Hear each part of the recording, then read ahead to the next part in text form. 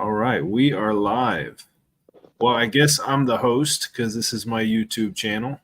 Everybody that's here already, I see custom games modes and AI out of boost. Maisie's here. Gunther, what's up? Blacksmith is here.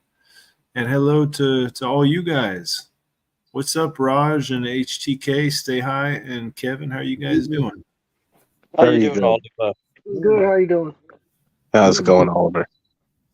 Doing good. Doing good. So, yeah, we decided this. I think on Saturday. We just thought we'd do what we're calling a Titan AMA, where just a bunch of good, honest projects get together and just chat and let people know about what we're doing, what's new, and just have like a little bit of a roundtable discussion. But really, we're just taking turns talking about our projects. So, Yep. yeah. Who was it that we said was going to start? We were just I talking. RSG going to be starting first. Yep. Because I believe they just started their private sale.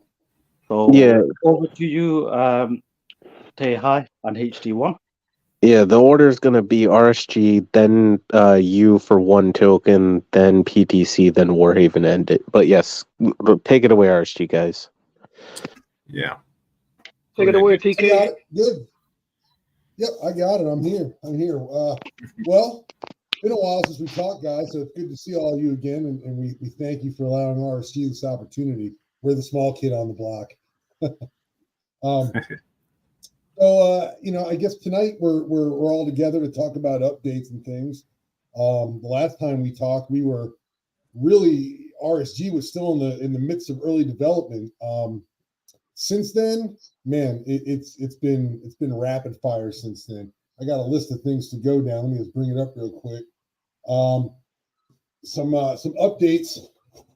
As you know, we were originally going to launch as a BSC pair, and we changed that with the excitement of the bull market and the idea of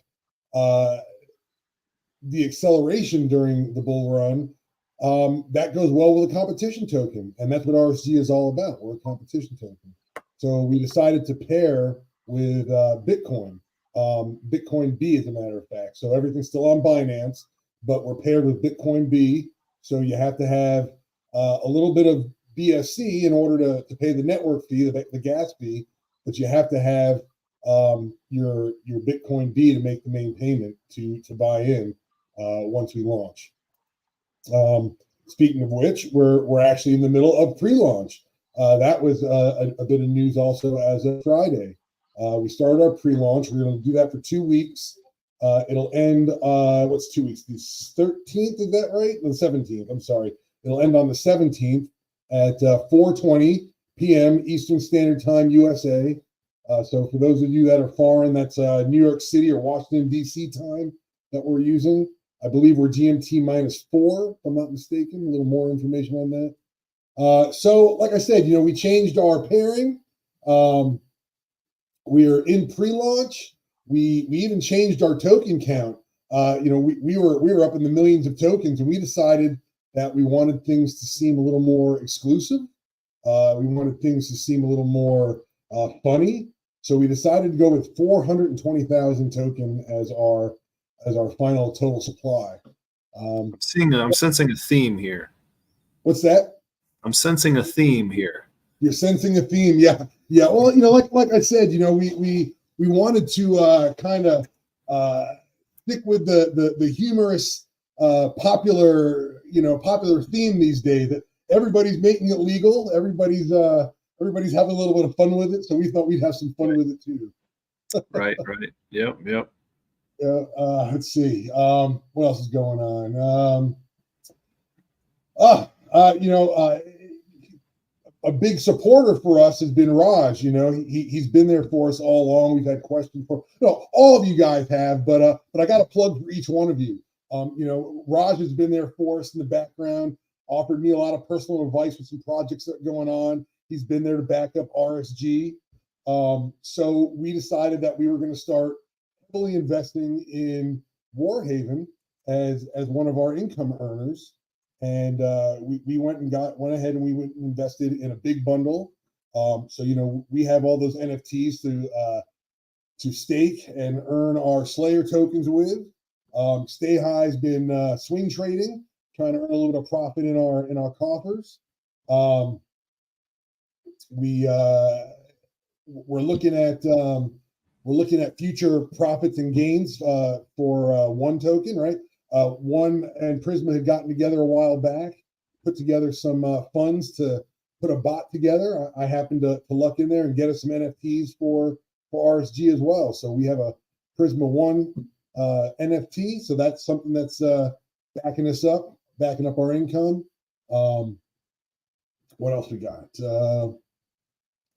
I guess I'll go to the big elephant in the room, right? We had delays. We had a lot of delays there. We started way back in August last year. Stay High was talking to developers all as far back as August. He was working with a couple of groups and finally settled on Crazy Labs. And they had a lot of difficulties with holding on to quality developers for some reason. I don't know what happened over the holidays, but one of their developers had an accident. He couldn't finish the job, so a new coder was brought on, and they had a lot of personal issues as well going on. And we tried to get along with that. But hey, we persevered. We got through 9 months, like having a baby, and we're finally at pre-sale. Again, I say thanks to all of you guys. You've all been there for us in one way, shape, or form, advising us how to get past the hump, helping us with developers, talk to our developer. You guys have been, really strategic partners in a way that I didn't think we would ever have. So I just want to offer you guys my personal thanks and backing us up and getting us as far as we've gotten. We're finally at pre-sale, and we're hanging out with big dogs like you guys now. We thank you for that. Very cool. Very cool. Well, who was it that you ended up finding to help you guys finish your token? Is it a developer any of us would know? Stay High, you want to fill him in on that? You were intrinsic on making that guy work for us. We ended up having the same coder that was doing it, because it was going to be more difficult to have another coder. Then he'll have to start from scratch, and it'll be a lot of funds wasted. So we ended up working a side deal with that coder, aside from Crazy Labs. So now we ended up working a deal directly with him. So things moved along a little bit more quicker. But yeah, he ended up finishing it. Awesome. And so were you guys, you said that you guys are paired with, is it Binance pegged Bitcoin? That's correct. Yes. Okay. All right. And what was the thinking behind that decision? I apologize if you said that already, HT1. Yeah, sure. It was it was a mix of things. Mainly it was the idea that we're going into this bull run. We're expecting to see Bitcoin, in the hundreds of thousands. Everybody is talking. There's nobody out there who's saying that Bitcoin's not going to get to six figures somewhere in the next 6 to 18 months. So that was a lot of excitement for us thinking about that, and that's exciting. We're a competition-based token. We're almost like a lottery. The first 6 days of the week, everybody gets that opportunity to partake in the competition for the daily win. The end of the week, there's a big daily winner, a big weekly winner. So we're thinking, it's like a race. It's like a lottery. It's like a competition. Look at this excitement. Well, Bitcoin's exciting. I don't know. Let's do it. The next thing we know, the developer said it's done. Who doesn't want to earn Bitcoin? That's true. You guys didn't do a pink sale, right? You guys just did. So we're in the middle of pre-sale. We're in the middle of pre-sale right now. There is a qualifier for that. It's a private pre-sale. Our NFT holders are the ones that have rights to the pre-sale. And NFTs are still for sale at $0.25 BNB. I know it's kind of high with the price of BNB right now, But pay attention. From time to time, we hold flash sales. Stay High is a generous guy and likes to get the word out there. So, pay attention in our Discord. He'll put a sale out there. Buy the NFT and put in a ticket in our Discord, and we will give you the specific instructions on how much to send and where to send it, and the details on what you'll receive.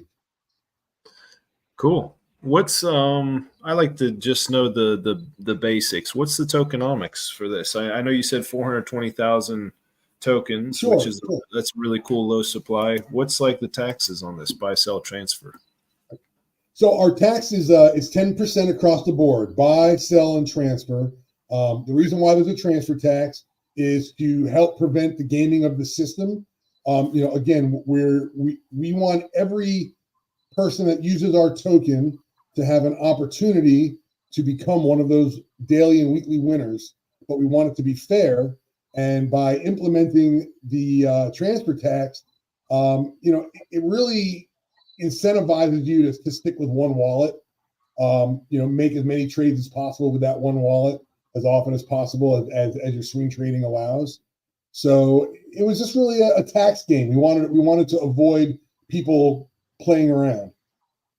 Yeah, there's benefits to having a transfer tax. Also, if anybody else wants to pair to your token, then they won't get it for free.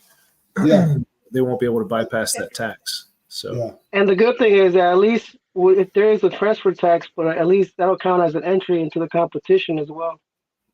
Yes. Oh, cool. So Yeah, any transaction that was taxed counts. Every taxable event. Yeah, every taxable event. And so the benefit of these NFTs is they get a certain percent of that tax, right? That's correct. So there's a tax conversion. The taxes will be converted straight to Bitcoin, held in the contract, and once a week, what will happen is the contract will pay out at the end of the week 2% of the total tax rewards for the first 6 days, for the first 6 winners. And then on the 7th day, they'll receive 10% of the tax reward. The 7th winner will receive the 10%. Right, the 7th winner will receive 10% of the taxes collected.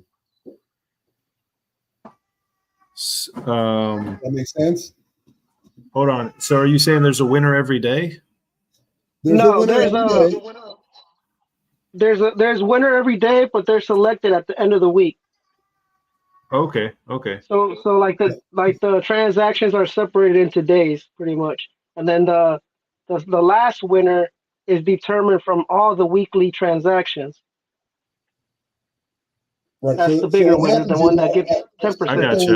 Yeah, that's a good idea. That's a good idea because that way the script only runs at one time for security purposes. It's all held in the contract, so nobody can see what's going on until it actually finishes running. Have you guys and I guess the developer has tested the contract, make sure everything runs well? Yes. We're in the middle of our final audit. It's gone back for audit twice. We're in the final audit now. There was just a couple of errors. If I remember right, there was a transaction error with the taxes. If you set the taxes to 0 by accident, it would lock up all the transactions like forever. The transaction will revert, I think. Yeah, it'll revert all transactions in perpetuity. So they had to make a change so there's no possibility of setting a 0 tax. They had to make special notes in the contract. What was the other one? There was another error because there was some old code that was left just hanging out somewhere and it wasn't connected to anything. So it kept going. It was a V3 pool, I think. There you go. Yeah. Well, it's good to catch these things before, obviously, before. So we're fully audited. As you can see, I'm doxed. We're fully audited. By the time launch is done, on the 17th, audit should be back. You know how SourceHat is. You went through it yourself. You know how these auditors are. Yeah. Yep. Yeah. For some reason, they've been taking forever. It's been almost a week. and they haven't been online, so we're just waiting on them. Yeah. It seems like Abdul has some questions. It might take him a second to type, so let me see if I got any more questions. What is, like, if someone that doesn't have an NFT, is there still a benefit to being in this token? Well, of course. Even the token holders have several categories of reward. One being in the daily competition as you swing trade. Two, there's also a 10%. Let me get this right. All external income generating resources that we have, such as Prisma One, such as our WarHaven investments, any of those, any return that we get from that, even the token holders get a 10% reward. So they get rewarded. They get the possibility of reward for competition, and then they get the opportunity of reward from external income. They also get 10% for holding our token from the taxes, the tax fees collected. So 10% is just automatically reflected to all holders? Yes. Okay, that's cool. Our external, we changed up our external revenue, the way they were split up, the profits, because we didn't have a secondary payment to send out. So we adjusted the number so it can be the same as the competition. So pretty much we're just injecting those funds into the competition to pay them out. So the competition will be backed by external revenue as well. Nice. What I heard, and sorry about the baby crying. I heard about what was the external revenue? I know that you mentioned the Prisma One NFT. We have Prisma One. We have WarHaven. We have WarHaven investments. Nice. We were able to get a hold of the big bundle, so that gives us the opportunity to stake our NFTs that we got from that. That gives us the opportunity to receive profit sharing from the as everyone buys into WarHaven. We have, what is it, the Dragon Key. I'm a little fuzzy on all the terms, but we have the Dragon Key and the Dragon Vault, and those are income returning items from WarHaven as well. Right. There's a few other projects. Two Dragon eggs. There are a few other projects that we have NFTs in our treasury. They've been on hiatus. I mean, they're active, but the owners have real life issues going on, so they've been on pause at the moment. So I'm reluctant to, say what they are. I don't want anybody getting involved with something that might not restart. I think they will. I'm pretty sure they will. But there are other small projects that we have NFTs in our treasury that will build on, that will continue to build onto as well. Cool. Yeah, that's good. It's that was the first thing that Lucky and Yoni started talking to me about when they came on my team was you got to get some external revenue coming into the project. So you guys have the right idea to be working on that. And it's a process, just it takes time to build that stuff up. And but after a little bit of time of working on that, all of a sudden you got a bunch of different streams of revenue coming in, and then you're rocking and rolling. So that's been our biggest problem. We're not live yet, so we don't have those separate revenue streams. Everything has been what myself, Stay High, Maisie, Money. It's all been the things that we've been able to put together ourselves to contribute. To show our part of the project. So sure. It's hard without that income stream. It's hard, but soon, real soon, just a week and a half away. Yeah. And is any part of the tax going to the Treasury? As a matter of fact, it is. Let me go back to the note here I have for that. 33%. Yep, there you go. I couldn't remember the percentage. Okay. Well, that'll help. All right. And I know you guys are big into charity as well. You guys have like a charitable aspect to your project. We do. We have something called RSG Dream. Stay High came from humble beginnings. He doesn't like to speak about it, so I usually speak about it on his behalf. He likes to see that people are taken care of, children, family members. He likes to make just at our past Christmas, he put together an entire fundraiser. Put together a few $100s so that the kids at church could have a Christmas that they wouldn't normally have. Wow, that's awesome. Yeah, and it was part of the RSG thing, but these are all constructs of Stay High. I can't take credit for it. He struggled coming up. I know he and his mom had a hard time. He doesn't like to talk about it, like I said, but he wants to see us give back at some point. And Dream is for that. Dream is just for that. Put some funds away. Maybe we can help runaways. Maybe we can help kids in other countries. Maybe we can help single mothers, people that are in need, veterans, homeless, people that can't do for themselves. That's what he wants to see it really help out with the most, people who can't do for themselves. Very nice. Well, that's great. Well, does anybody that's watching right now have any questions for RSG? We got and Wise Choice Money is the third member of your team, right? Do you guys have any other team members? We do. Wise Choice Money is our third member, and my brain just farted. Lady Justice Maisie, she is our. I'm sorry, Maisie Lady Justice. She is also part of our team as well. Okay. She's the heart. She's the heart. She's the one that thinks about the little guy. When we're trying to figure out all these numbers and squash the agenda to make a profit, she's like, well, but you forgot about these people. You can't leave them out. So she's always there for fairness. Oh, that's good. That's good. It's good to lean on each other and get whatever wisdom or knowledge from each other you can, because if you think you know everything, that's when you're going to be in trouble. So it's good that you guys have a good team put together. That's important. All right. Stay High or TK, do you guys have any last things you want to say during your time? No, I think I said everything on my agenda. Check out our private sale. Snatch up an NFT. Look out for some sales. Yeah, how much longer is the private sale going on, or the pre-sale? It's going on to the 17th at 4:20. Okay. New York City time. All right, and you got to have an NFT to get in there. All right. That's right. Right.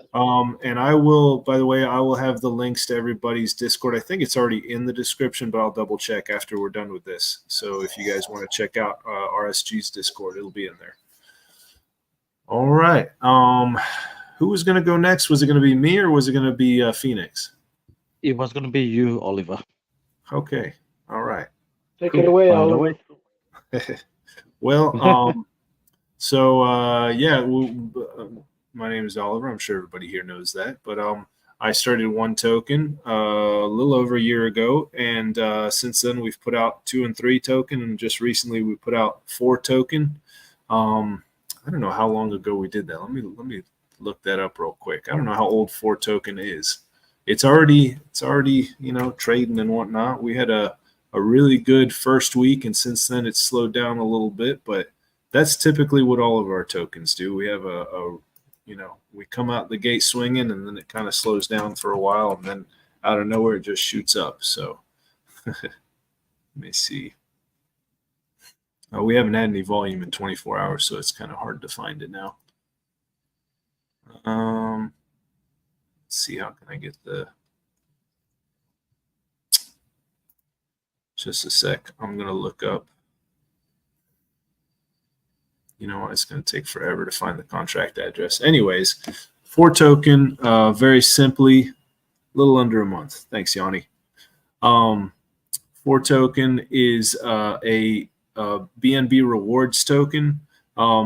Technically, it's not a reflection token because a reflection token would send out that same token to holders as like a source of passive revenue, and then they would have to either hold those tokens or sell them to get any to get anything out of them. With our token, what you receive for holding 4 token is BNB. So the contract has a very low threshold. It's 0.01% of the LP depth. And once that threshold is reached by the contract, it triggers a swap of the 4 tokens for BNB. So it's like, since it's such a low threshold, it has almost no impact on the price. I think Cyril told me one time that the max impact it can have on price is like 0.4% of price impact. So it does a lot of micro cells to achieve that BNB. So it's not creating any big red candles, and it also means that we're sending out BNB rewards on a fairly regular basis. We haven't had a huge amount of volume in the last week, but it doesn't even take very much volume for it to trigger a BNB reward disbursement. It's about, at the moment, where our LP is, which is about a little under 70,000. It takes about $600 worth of volume to trigger one of those BNB rewards. So it's kind of cool. You just hold this token in your wallet, and then you just see BNB showing up on a fairly regular basis. And you have to hold. There's a 4 million total supply of this token.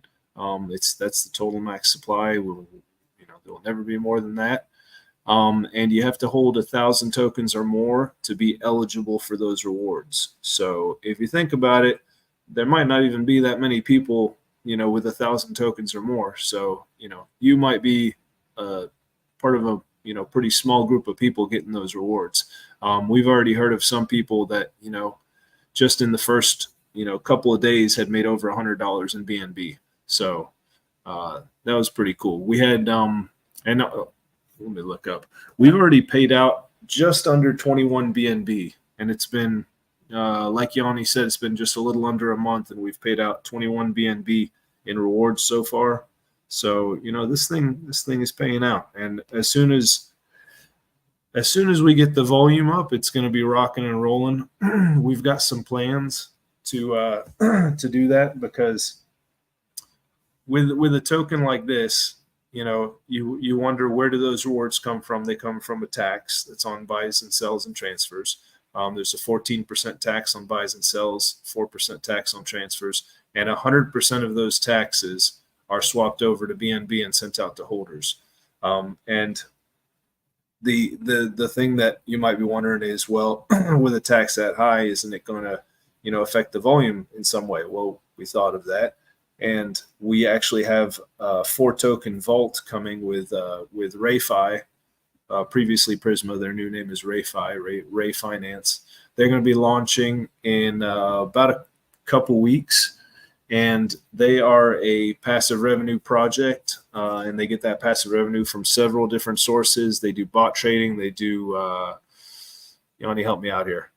They have a few different things that they do, and it's all going to be bringing revenue in, and they are going to use that revenue to pay out rewards to the holders of their token.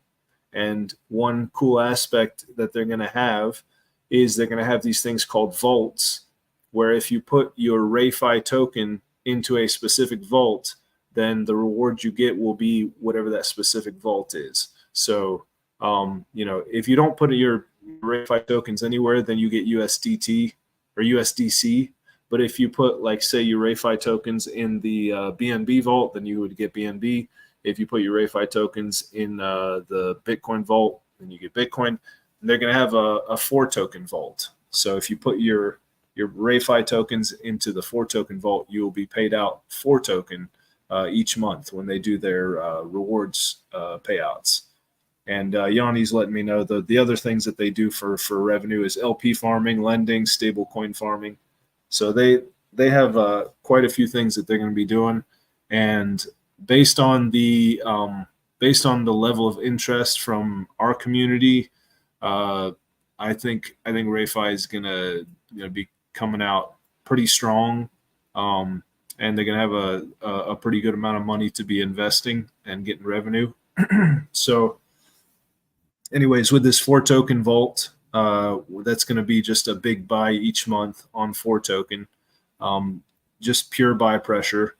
and whoever's putting their RayFi tokens in there, which I think a lot of people in our community will. And also our treasury has 7% of the RayFi token supply, and we're going to be putting a good portion of that into the 4 token vault. I'm not sure if we're going to put 100% in there, but it'll be a good portion. I'm sure at least 5% will go in there because we want to get a lot of buy pressure on 4 token. So that's one of the things we're doing for 4 token. We also have some passive revenue streams that are in place that are going to start paying out in the coming months and years that are definitely going to be make a big impact on it, on 4 token and on all of our tokens, really. Let me see. When we first launched, after like on day 2 or 3, we were trending on Dex Screener. We were number 29 on Dex Screener, which was pretty cool. Let me see. So we also when we first launched, we actually had a little issue with Pink Sale where there was like Pink Sale was charging people a transfer tax because the people claiming their tokens that they had purchased on Pink Sale, it was coming from a non-exempt wallet, which was not at all what we had told Pink Sale to do. They just did it on their own for some reason. And so there were some people that got charged a transfer tax when they were claiming. We were able to handle that. Yanni's saying don't need to bring that up. That's useless info. All right, there you go. Well, anyways, I just thought it was, it's kind of cool because we were able to reimburse everyone right away. So just to let you know a little bit, about the integrity of our team, we were able to take care of everyone really quick. And anyways, we have a buy competition going on this month as well. And it goes until the 17th of this month. So there's another 11 days to go. And I think as far as I know, there's only like 100 entries in that buy competition. It's called the Who Wants to Be a Whale buy competition. And pretty much you just buy 1,000 tokens and that gets you an entry. If you buy 2,000 tokens, 2 entries, you can, have as many entries as you want. And it's not a buy and hold competition. It's just a buy competition. So you can sell those tokens right away if you wanted to. And you will still have an entry. And when you buy 1,000 tokens, you won't receive 1,000 tokens after the tax, but we will still see that there was a 1,000 token buy on Dex Screener, which is where we're looking for the entries. So, and right now with the price being pretty low, you're looking at like, I don't know, like 50 something bucks, $55 or something for an entry. And the prizes, since obviously you don't want, the cool thing about a contest is the prizes. There's 3 prizes. The top prize is 12,000 4 tokens. So, if you win that first prize, you're an instant whale in 4 token. The second prize is 6,000 4 tokens, and the third prize is 2,000 4 tokens. So there you go. And also there's some people you can buy 4 token on Pancake Swap, and with a token that has a tax, sometimes people say that they have to put their slippage a little high. 12, only saying 12,000 tokens is juicy. It does equal some nice rewards, let me tell you. But with a tax token, sometimes like people say that they have to put the slippage kind of high, like 15, 16, 17% or something. There's a very simple trick around that. And you guys at RSG, you might want to tell your community about this as well if you haven't already. Just delete everything after the decimal, and then you can put that slippage at 0.1%, and it works every time. So just delete everything after the decimal. You never have any problems with slippage. I haven't tried 0 slippage yet. That might even work. But let's see. Abdal has a question for me. He says, what are the primary risks associated with the 4 token project, and how do you plan to manage or mitigate these risks? Primary risks. I don't know, Yanni, what would be a primary risk for 4 token? I don't know what the risk would be. I mean, we're just working on building up volume. So, Yanni's saying we're in a good position. I don't see a lot of risk. If you look us up on Pancake Swap, it says low risk. I saw that yesterday. But our liquidity is locked. It's got a 1 month pink lock from Pink Sale, but as soon as that runs out, we're going to relock it on Pancake Swap. So we'll have 100% locked to liquidity. Yanni's saying we have a ton of inflows of cash as well. So let me look. That's his first comment. And then we have a ton of inflows of cash coming in. Yeah, we've also got a gold trading bot that we're invested in that's going to start paying out soon. So we've over the past year we've accumulated quite a few sources of external revenue. So all of that is going to come in and benefit our ecosystem. Yanni's mentioning the Prisma NFTs. Yeah, that's going to equal a lot of money in the coming years. RSG has one of those NFTs, and if they hold on to it, they're going to be real happy with that in the next couple years, few years, and for the foreseeable future after that. These things are going to be paying out once a year, and it's going to be nice payouts each time. The one token treasury has the equivalent of like 51 or 52 of those NFTs. So when they start paying out, it's going to be a lot of revenue coming into our ecosystem, and 100% of that is going to be used to just pump our tokens, pay for marketing. It's just all going to go right back into the ecosystem. Oh, Yanni's saying we have the equivalent of 56 of those Prisma One NFTs. That was Yanni's kind of answering Abdul here. He was saying, additionally, how do you ensure the sustainability of the project over the long term? There you go, Abdul. Yanni's been answering you. Good questions, though. Thank you for that. So yeah, it's just a beautifully simple BNB rewards token. The contract was written by Cyril. He's the dev, and he did a beautiful job on it. It's working perfectly. Yeah, there's just, we've been doing this for a little over a year now. So our community, they know us very well. They know our integrity. And, I think we have a lot of strengths on my team, between Lucky and Yanni. They know a ton about crypto. And I think another strength is we have a long-term vision, and we're patient, and there's no panic whenever things are slow. Not to name any names, but there's, we've seen in other projects that we may all know about where like there's nothing happening, and panic settles in. I know I'm not supposed to talk about that, Yanni. I'm just throwing it out there. Like, we don't change things. All of our tokens, we put out 4 tokens. They're 4 separate tokens, and they are all V1s. Nothing has ever changed with any of our tokens. And I think that should give people confidence that we stay the course, we do things the right way. And I think, right now we're still a relatively small ecosystem. And I think over time we're going to make a name for ourselves because, we're just taking it slow and doing things right. And I mean, we've got a lot of brain power on our team. I'm not talking about me. All right. But yeah, Blacksmith is saying 56. Woo woo. So yeah, that's pretty much it. If you guys have any questions for me, I'm fine with letting Phoenix take over. That's pretty much it. Oh, Andy. What's up, Andy? As a winner of 2004 tokens a week and go in the last AMA, I have so far had 32 cents of BNB returns.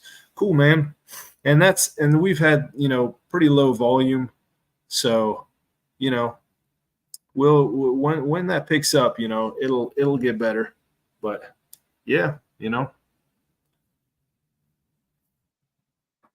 Yanni is saying as a 30,000 plus holder, he's made like $80. I think Blacksmith, he's one of our bigger holders. He goes by Maga Warzone in here.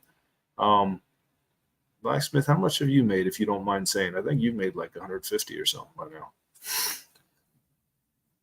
But cool, man. Glad to hear it, Andy.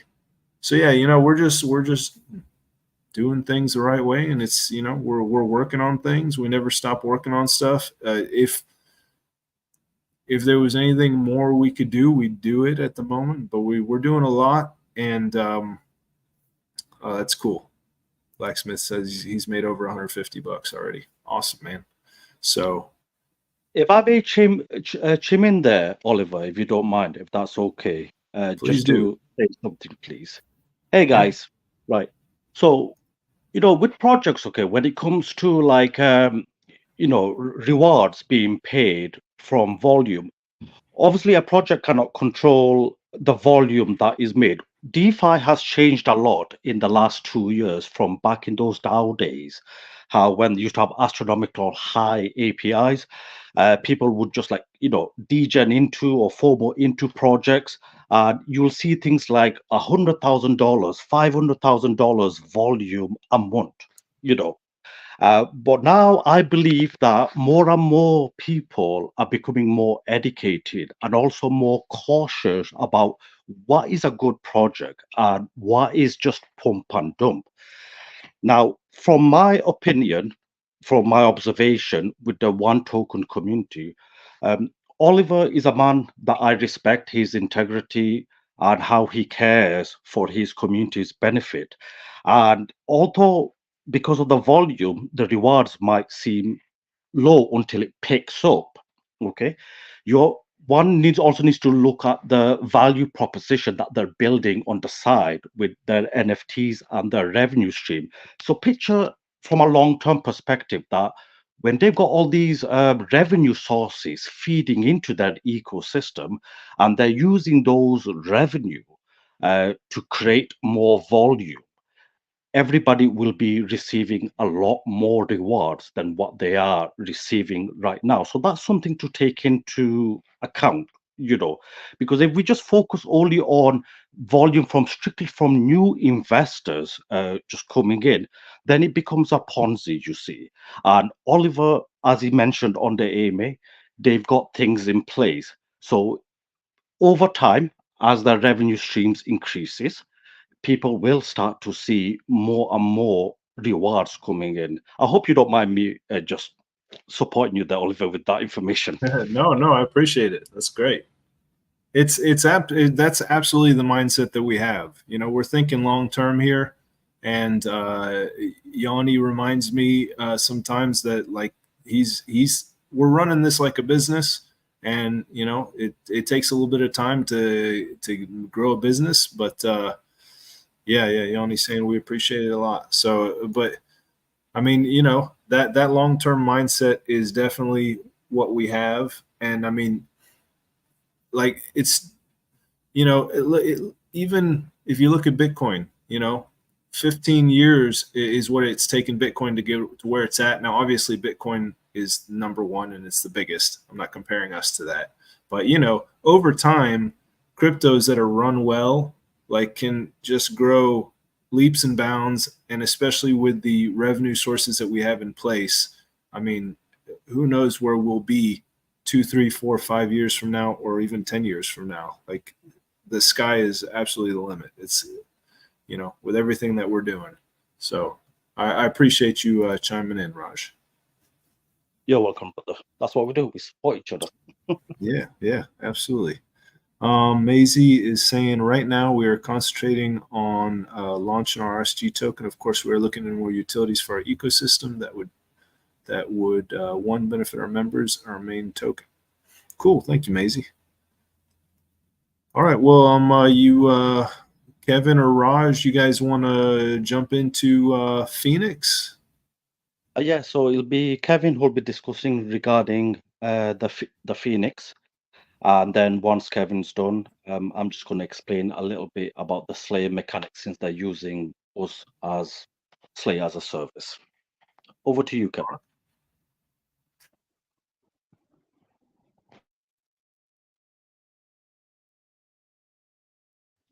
Kevin, is Kevin still here? Did he step away?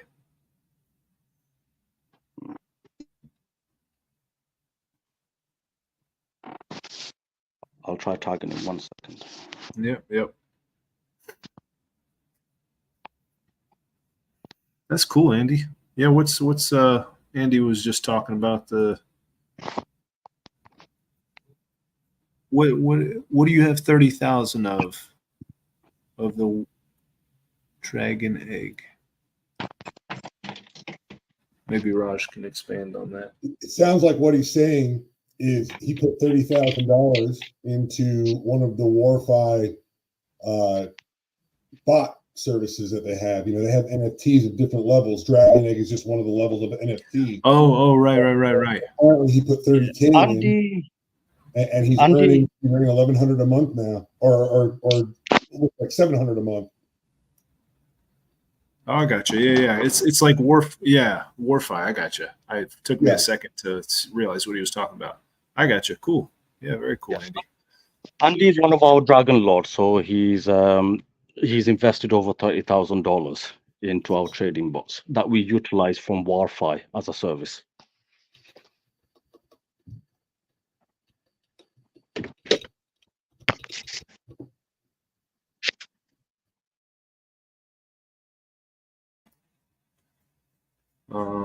Raj, can you talk about it while we wait for Kevin? Half of Kevin till he's back. I am here. You're here. What's up, Kevin? I do apologize. I thought we were still talking about one token and RSG for a little bit longer, but I'm here. I'm on the ball here. I'm giving each of us 20 minutes. I see. Gotcha. What's up, Greg? Greg, did you notice? I just want to point out. Did you notice that I was able to change this little, what is it called? The brand in the upper corner. I almost had music going in the background too. I just want to point that out. How I learned all that just now. Yeah. No, you've definitely worked hard on short notice, man. And honestly, thank you for that. Like, you know. For those that don't know, like he said it in the beginning, but like we literally planned this on Saturday, finalized it on Sunday, and yesterday, and put out all of the announcements. So yeah, thank you, man, and thank you guys for joining. All right, Kevin, go ahead. All right, so yeah, for those that don't know, just tuning in, but most of you should know because I follow all of these great projects. My name is Kevin White. I am the co-founder and chief technical officer of WarHaven and the founder and CEO of Prosperity Truth Coalition Project. So, we obviously have a bunch of different assets, our main PTC token, other stuff, but today I'm just going to focus on Phoenix token. So what is Phoenix token? It is the first Slayer as a service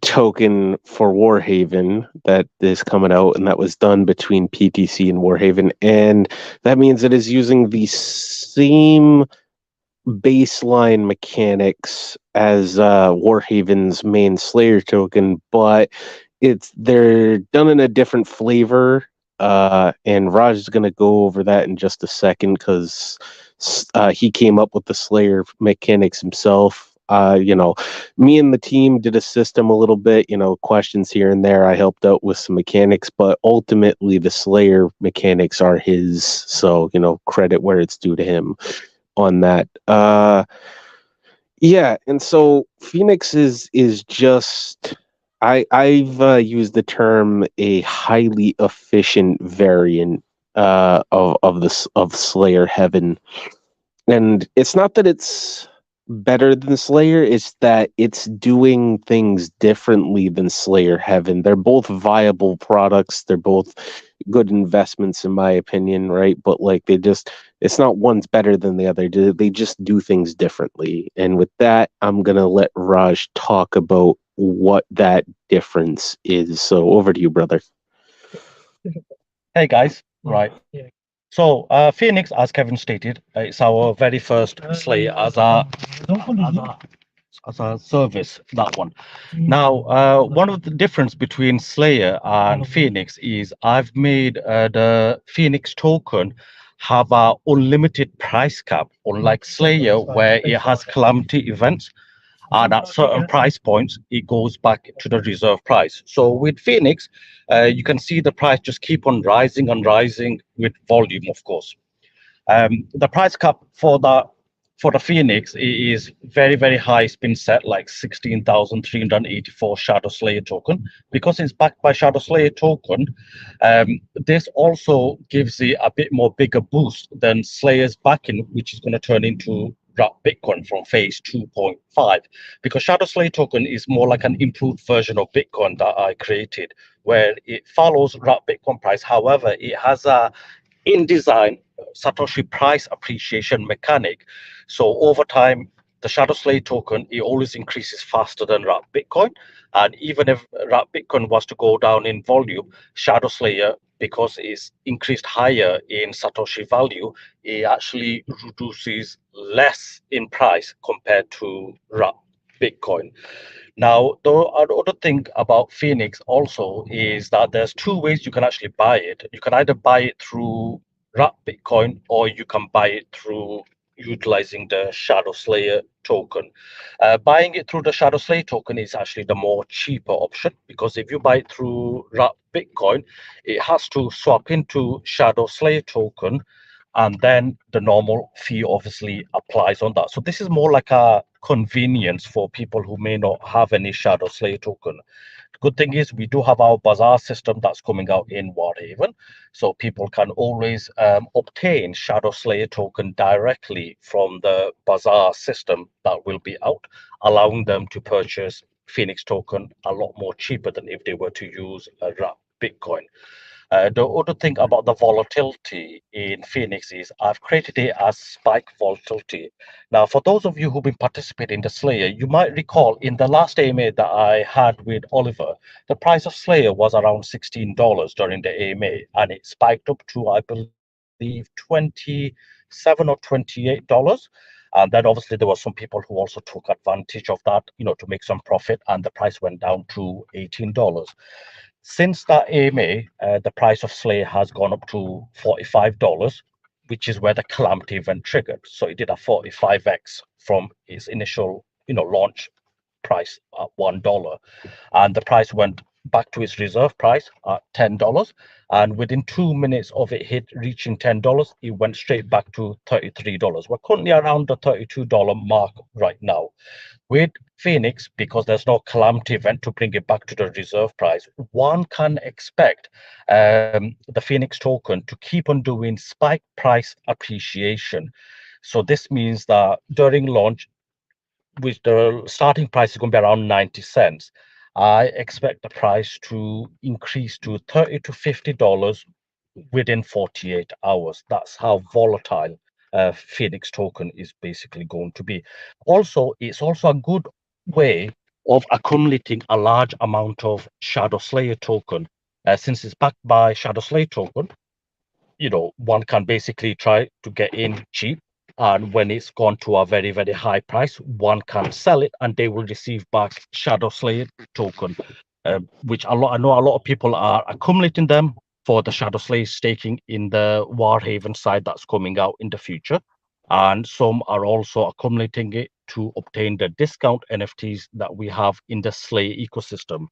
Another aspect about the Slayer that we've incorporated into the Phoenix is that whenever somebody buys the Phoenix token, a certain percentage of the fees, it automatically buys and mints Slayer token.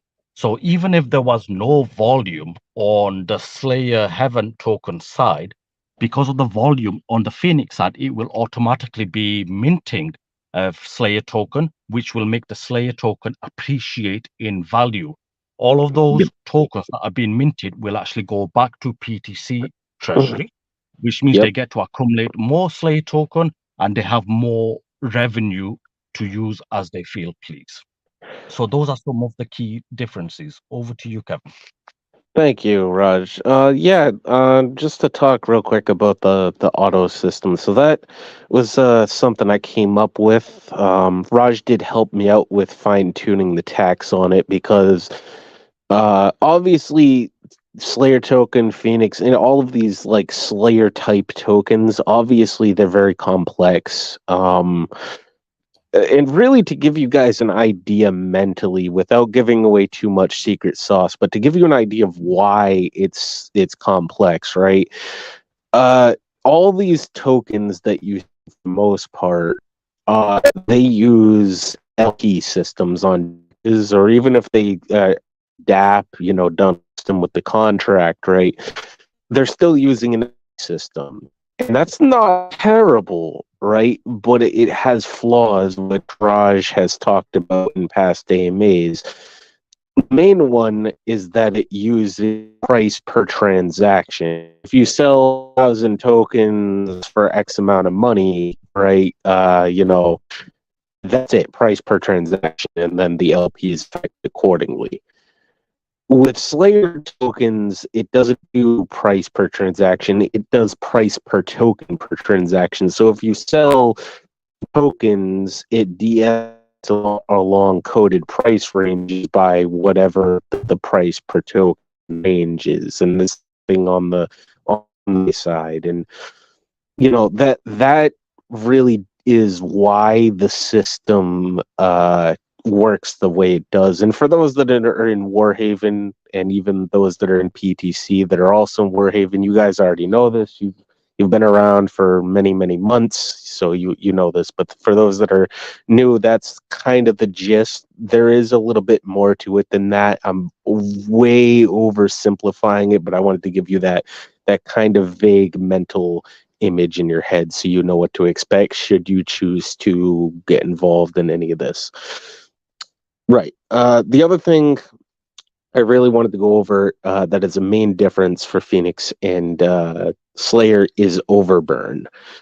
For those that are in PTC, you know that overburn is actually on another one of our assets, PXAV2. That's like the V1 version of overburn, and it works way differently to overburn on Phoenix because one is a LP token and one is a mint and redeem Slayer like token. So mint and redeem, and right there, completely different to LP system, obviously. And with that, obviously overburn had to get changed, but it is still the core concept, which is that it's a more efficient burn mechanic than your typical burn mechanic. And in this case, what happens is whenever someone redeems, normally I'm going to use Slayer as an example, right? Whenever someone redeems Slayer, it de-escalates along the price ranges, like I just said, and then that's it. Whatever it de-escalated to along the price ranges, then that's the market price. Or if it de-escalated all the way down to the reserve price, then the market price and the reserve price are now matched. That's how it works in Slayer. With Phoenix, however, there's going to be an extra step, and this is actually really good for users. What'll happen is overburn will trigger at the tail end of the transaction order, where it will do a mint and burn function. This is all funded by the taxes automatically. So the de-escalation happened, price goes down to whatever it does. Mint and burn happens immediately thereafter, causing a mini escalation event on top of the de-escalation, so price goes back up a little bit. Now, why does that matter? Two reasons. So those tokens were minted from the tax, and then they were immediately burned. And that locks that liquidity in. It also, because the tokens were burned, it makes a change to the circulating supply versus the backing liquidity. Those are all very important. I'm sure you guys, I don't need to go too far into why that is. You're all smart, you understand. But the main thing is it allows more than one person to potentially take profits. One of the things with the Slayer Heaven is that it's almost like a queue system, which Raj has talked about in previous AMAs, where you have to wait your turn to almost take profits, because depending on how many tokens you're selling, you can bring the price down along the price ranges, de-escalation to the reserve price, and then if the next person wants to sell, they have to wait for the price to re-escalate along the price ranges up to a high enough number that you feel comfortable taking profits at. With Phoenix, because of overburn, specifically, that won't necessarily be the case. Obviously, it depends on the amount of money being redeemed, etc. But generally speaking, what you'll see is price go down, then price go back up a little bit, which means more than one person would be able to do redeems at a time. And that's really what we wanted is to allow the queue system to facilitate more than one person at a time, and also help the system a little bit. That's really the main things I wanted to cover with the mechanics. Do you have any questions, Oliver? So Phoenix is paired with Shadow Slayer. Is that kind of what it is? That is correct, yes. The main idea is that you are using Phoenix to basically kind of arbitrage as many Shadow Slayer tokens as possible. And obviously, since Shadow Slayer itself is wrapped to Bitcoin, since Shadow Slayer is also a standard appreciating it with some custom mechanics, like Raj was telling, the appreciating Satoshi asset stuff. It's actually a really, really good thing to have. If you do the math, and like we can prove this in WarHaven, like we've talked about it with the community before. Shadow Slayer is technically faster than Bitcoin on price appreciation alone. Like if you put them both side by side and take the volatility of Bitcoin into account, Shadow Slayer is technically faster on that front. So yeah, very cool. And the constant appreciating price, is right. That's achieved through not just through the volume, but also through external revenue, right? That is correct. Yeah, Shadow Slayer is achieved through volume and also revenue streams, and that's much the same for Slayer, and it will be much the same for Phoenix. The only difference with Phoenix is it's going to have double the support, because obviously it's managed by WarHaven, but it is a product of the PTC token project. Cool. All right. And what's the supply of Phoenix? So the supply is dynamic, and this is the thing that it's going to be hard for people to kind of grasp, is that so it's elastic. No, it's dynamic.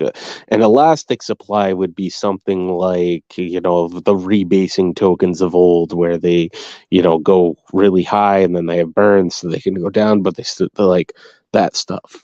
This is more like, in the beginning, there could be, let's say, 4,000 tokens after launch, right, or something like that, and it's going to be way less than that. So here I'll actually explain about the that's fine. Supply, if that's okay, please. Okay, that's fine.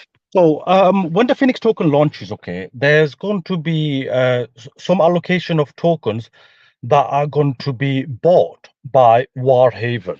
So 400 tokens WarHaven is going to buy, and this is going to be vested over 10 months, 50 tokens each, and given to PTC PXA version PXA2 holders, just to help them out. So I decided just to do that as a gesture of goodwill, just to help support these people.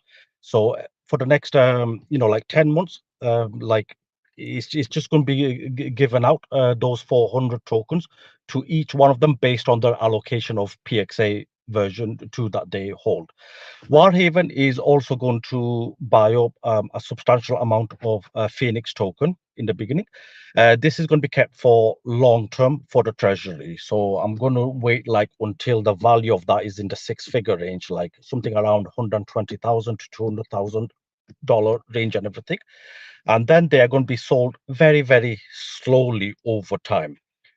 So this creates more revenue for WarHaven and for our Dragon Bundle holders as well, and our Dragon Slayer NFT holders, because I want to reward them. So this is where the bulk of the supplies basically going to be. Now, because we work on our escalation system, which users have seen in our Slayer ecosystem. The amount of token that's going to come into circulation when, let's say, the price of Phoenix token is around, let me just work this out. Let's say Phoenix token was around $921.60. I'm just using that hypothetical scenario. Then the amount in total supply would probably be around 2,500 or maybe even less than that. And that will take a very, very long time to even reach that figure. So the supply is actually a lot more lower than the Slayer token itself, which allows its backing price to increase more faster than Slayer Heaven. Okay. And that makes sense. So if you hold Phoenix, it could eventually be worth a lot of Slayer tokens. Shadow Slayer tokens. Yeah. That's correct. Yeah, Yes. Shadow I Slayer. designed it so that people can, obviously those who have got the discount NFTs in the Slay ecosystem, whether you've got the 80%, 85 or 90%, if you're doing like a dollar cost average into the Slayer ecosystem, that is the best way, obviously, to accumulate Shadow Slayer token more easier. But the absolute best way would be obviously utilizing the Bazaar system. The Phoenix is the best way where you can, get in cheap in Phoenix.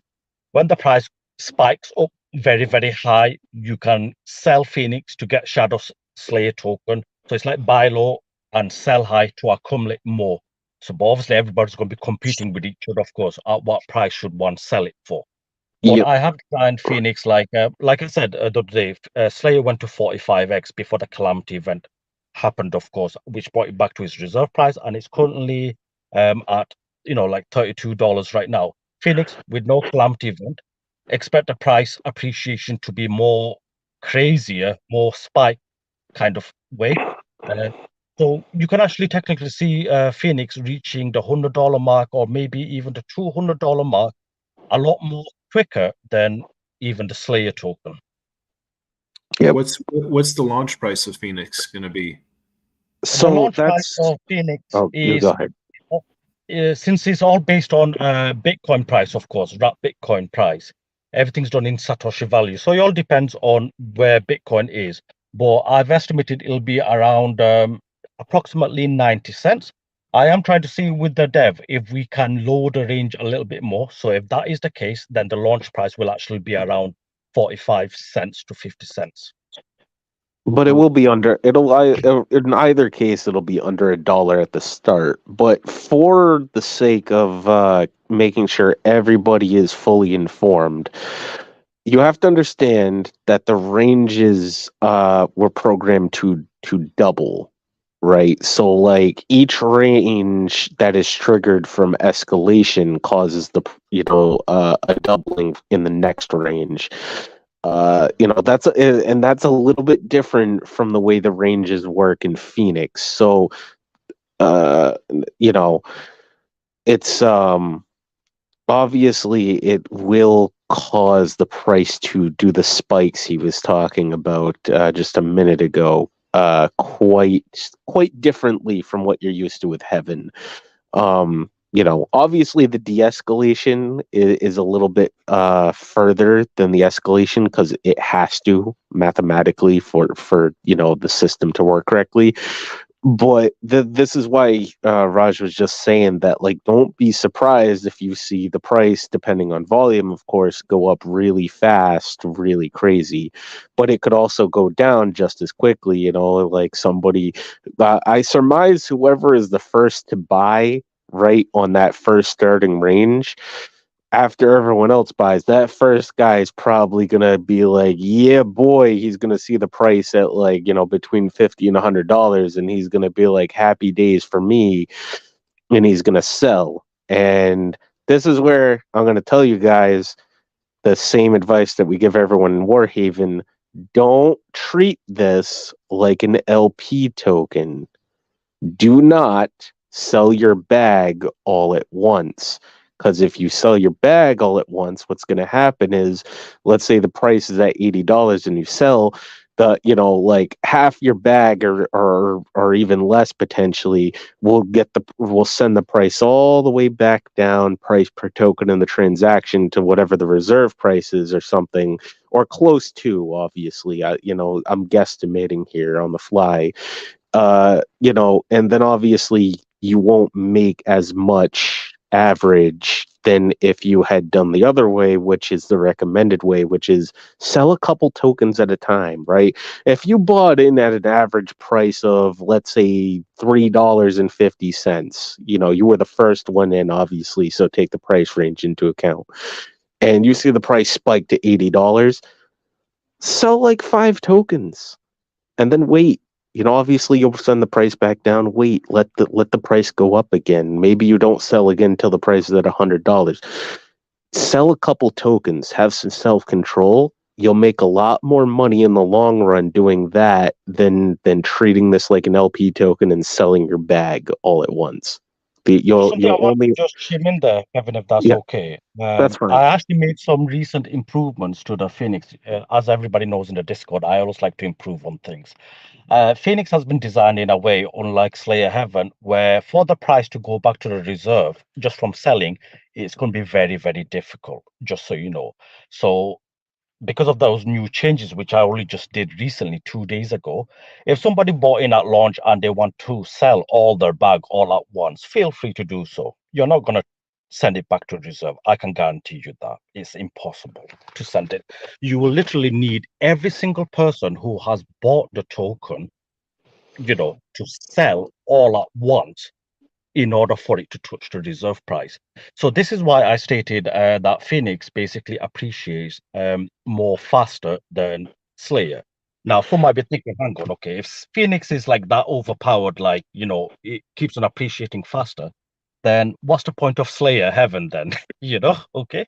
But Slayer Heaven is designed more for swing trading because of Yep. the calamity event.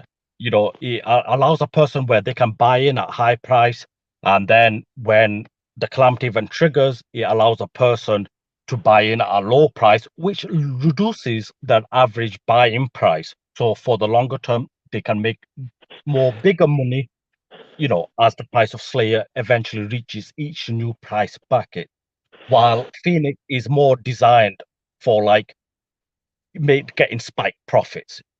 Yep. So you might be accumulating Phoenix token as cheaply as possible as other people are selling, and then as the price spikes up, you're selling a big load of amount for massive profits all at once. So it's more of a different flavor. Like, do you want spike profits maybe once or twice a month, taking big amounts, or do you want Slayer Heaven, which is more of like dollar cost averaging in, and then as the minimum reserve price increases and also the market price, it has a certain higher average value, you just sell it all at once, of course. So it just gives people a different strategy. Yeah. And I'll just add on to that. I do have one last thing I wanted to talk about, but before I get to that, I'll just add on to that and say, additionally to the changes Raj made, again, keep in mind that overburn will also make it quite impossible for the market to hit the reserve price. Again, at the end of the de-escalation from your redeem, burn from overburn will trigger, and will obviously be a mini escalation event in the transaction. So, theoretically, it should be possible for the price to hit reserve price exact. The market and the reserve price are matching. That shouldn't be a thing. Just with both of the layers on top of each other, should never, bar stuff. But we have been working on this. They're still finalizing a few things right now, and Rajan safely say that there's 99.9% likelihood that that will not happen. And the last thing I want to talk about is the social features in WarHaven that a lot of you that have been in WarHaven for a while, right? You know, the automatic DCA price calculation stuff for your profile and displaying all that stuff that you guys have been used to and happy to have and see. All that will apply to Phoenix day one. So you won't have to necessarily do as much math as you would with other assets where like, oh God, I have to figure out my DCA price. Like, no, the system will do that for you. Cool. Very So cool. yeah, that you'll see that right on the UI. Obviously, Phoenix will have its own page and stuff, and it will have its own page in the bazaar as well. Phoenix will be listed on the bazaar day one so that people can buy that. So let's say you're watching this AMA in the future and Phoenix is already launched. Don't worry, you didn't miss the train necessarily. You could go on the bazaar when, you know, because that'll be launched by this point, and buy Phoenix tokens cheaply on the bazaar as opposed to doing a proper mint, because the bazaar doesn't do the price per transaction stuff. So the bazaar is more like, you know, how Binance does a proper like order book system. So like Raj might say, I'm gonna sell 50 Phoenix tokens, you know, for X price, and then I'll go, that's a great deal because Phoenix is Y price, you know, to actually mint, and it would go up even further if I tried to do it that way, plus taxes, and the taxes on the bazaar will be cheaper than the mint and redeem stuff is. So all of that considered, you know, a valid option to get tokens, and it's the same for Slayer and Slayer in that regard too. But that pretty much covers everything. Cool. Yep. Yeah, it seems like there's a lot of ways to play it. So very cool. Someone was asking Imu. He was saying, "What's the exact difference between the Shadow Slayer token and the Slayer tokens?" I know you Sure, guys are talking about Phoenix, but it might help, you know, people that are new to all this. Yes, of course. Okay. To answer that question, Shadow Slave token is basically our currency of WarHaven. So any sort of purchases that people they do, whether they're buying the discount NFTs or the Dragon Bundle, it has to be paid with Shadow Slave token. We don't accept USDT or any other forms of token. It's just strictly Shadow Slave token that people have to utilize. Now, Shadow Slave token can also be looked as a form of store of value. So if you got like a large amount of funds, let's just say $50,000 or something like that, okay? Normally, you'll want to put it into something that is less volatile, you know. So like if you had it in Slayer token or Phoenix token, because of the wild swings that it happens, it can scare people. I mean, imagine right now you got into Slayer token at a price of $50, for example, and you're seeing all these wild swings, like, you know, it's going up and down between 20 and 40%. Even though the long term is going to keep on going up higher because of the minimum reserve price, you know, it might make somebody feel a little bit uncomfortable if they've got a large amount of funds in. But if they store it in Shadow Slayer token, then they know that it is backed by Bitcoin. Even the redeem fee for selling it is quite cheap. It's only 2% just to sell it back into USDT or Bitcoin, whichever takes your fancy. And since it has a inbuilt Satoshi price appreciation mechanic, it does go up a little bit more faster than if you had just held it in Bitcoin or Bitcoin. So it's more like a store of value, somewhere to park your money and just see it grow. So if you believe in Bitcoin, and if you believe that Bitcoin is going to go above $100,000 or maybe $200,000 in the future, Shadow Slayer token is the way to go. You know, you just basically park your money there as safety asset and use some of your funds to, you know, like invest in Phoenix or Slayer token. Now, I know that we did two tokens that have a similar aspect to Shadow Slayer and Phoenix, which is 1 and 2 token, because 2 is paired with 1 and it's not paired with anything else. Now, 2 token acts as a hedge against 1 token.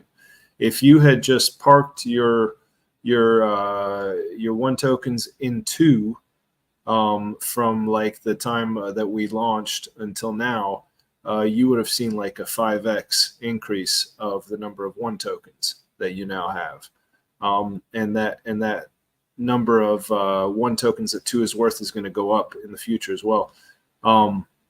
Is that kind of how Phoenix is with Shadow Slayer? It's kind of like a hedge against Shadow Slayer, that you could just put all of your Shadow Slayer tokens into Phoenix. And Okay, so to answer that question, okay, so picture right now, okay, that because Phoenix is backed by Shadow Slayer token, let's say the price of Phoenix token was $100 as an example. I'm just using here right now.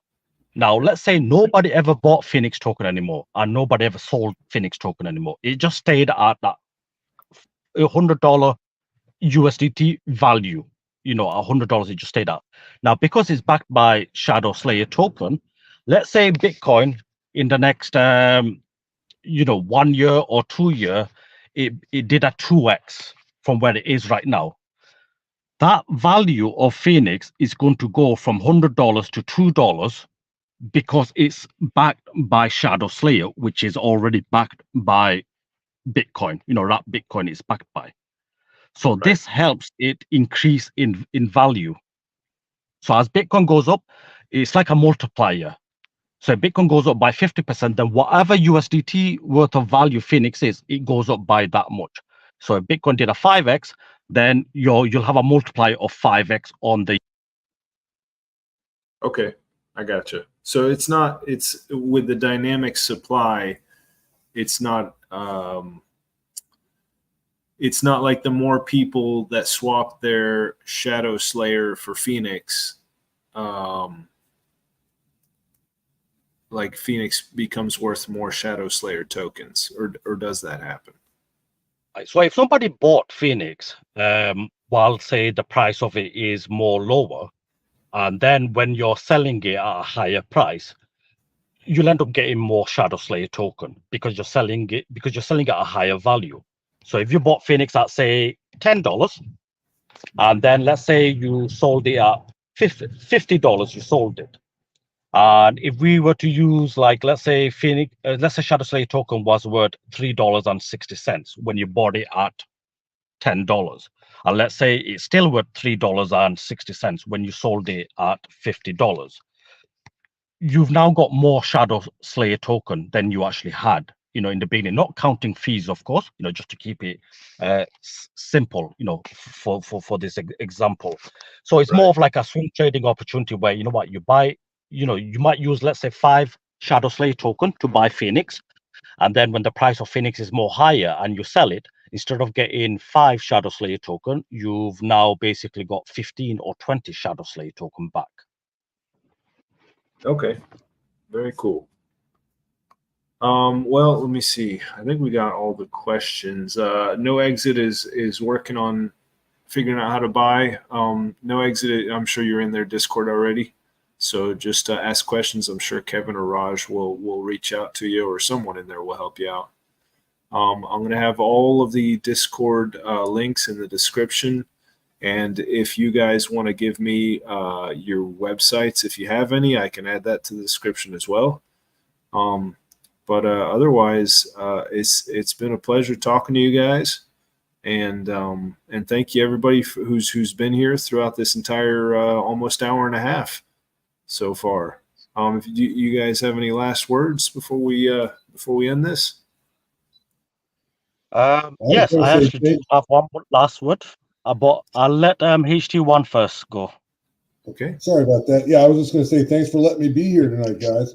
RSG, we're the small guy on the floor compared to the rest of you guys. It's been an honor being among you guys and having been asked to be here. Thank you. Just keep a lookout for our NFT sales and keep a lookout for our pre-sale. Come on down to RSG. Yeah, absolutely. What were you saying? Thank you for having us. Thank you for having us.